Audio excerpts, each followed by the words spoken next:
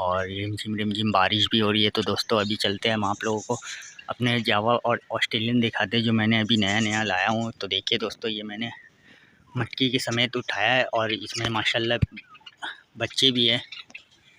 तो दोस्तों अभी इसमें बच्चे भी है, अंडे भी है, सब है। और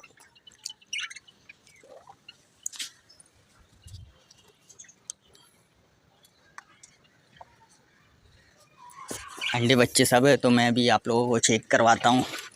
और मैं भी आया हूँ इन लोगों का दाना पानी चेंज करने के लिए। तो दोस्तों ये है हमारे ऑस्ट्रेलियन के कॉलोनी। अभी मैं इसको बड़े कॉलोनी में छोड़ूंगा, अभी ये मैंने छोटे कॉलोनी में छोड़ा हुआ हूँ।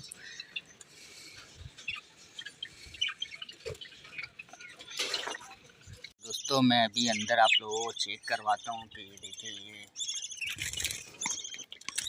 2 बच्चे हैं इसलिए।